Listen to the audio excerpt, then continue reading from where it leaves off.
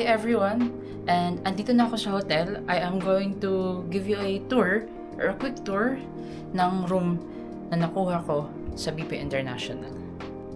By the way, this is a king size bed. I forgot the name. I-flash ko na lang yung pangalan ng room na na-avail ko dito. But dito sa banda, pagkapasok mo is yung switch na mismo. And then, dito naman is may mga hanger na available para sa mga OOTD nyo if gusto nyo ready na sila. And then, meron silang ironing board at saka yung plancha mismo. And then, may security box din. They also have shelves here, cabinets. And then, dito sa left is yung CR or toilet. Medyo maliit lang siya. Sakto lang for one. And then, a mirror. Ayan. May provided silang hand wash. And also, dito sa Hong Kong, hindi uso ang bidet. So, if in case hindi nyo trip yung walang bidet, you can bring your own tabo or wet wipes. And then, dito yung shower. I think may hot and cold naman siya. And may hot and may cold. Meron din silang provided na shampoo and shower gel. Yeah, basically that's it. Maliit lang ng CR. Then dito tayo sa room.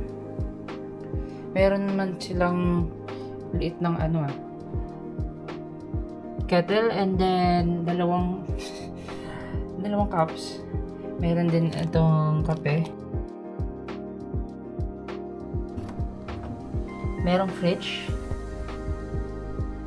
for if in case may mga take out kayo na hindi nyo naubos, pwede nyo ilagay dyan. And then may telephone sila. I think may bayad yan if I'm not mistaken. And then they also have TV channel or TV here. Then yung bed, kung titignan nyo yung bed, king size siya. Ang laki. Sobrang laki niya. Then, merong parang desk dito. Tiklit ilalim. Okay. So, yung desk dito, if in case nag-travel kayo, then may work, pwede kayo mag-work dito. And then, meron ding hair dryer. And ito lang yung salamin actually sa room. Yung isa is dun na sa CR.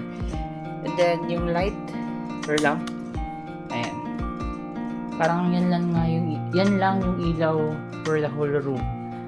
Hinahanap ko kanina yung ilaw. Then, ito, lagayan ng maleta. We have the outlets here. Hindi ko alam anong type to, but meron namang available sa Lazada or Shopee or mismong sa mall for adapters. Then, we also have the view. Ayan, hindi kita, no? I'm not sure if kita nyo.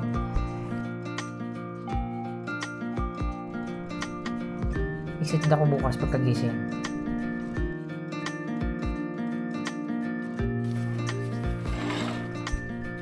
So, ayun lang yung quick room tour ko. So, just in case gusto nyo mag-book dito, you can book through Klook. Pero wala akong promo code. Klook, baka naman. Anyway, wala akong promo code, but you can try booking sa Klook or any other platforms. Depende kung ano yung mas mura. So, nabook ko to around, I think, August. And then, mga nasa 21 or 22,000 to siya. Rush ko din dito yung exact amount. And ayun. Ngayon lang and see you sa iba ko pang vlogs. Bye-bye!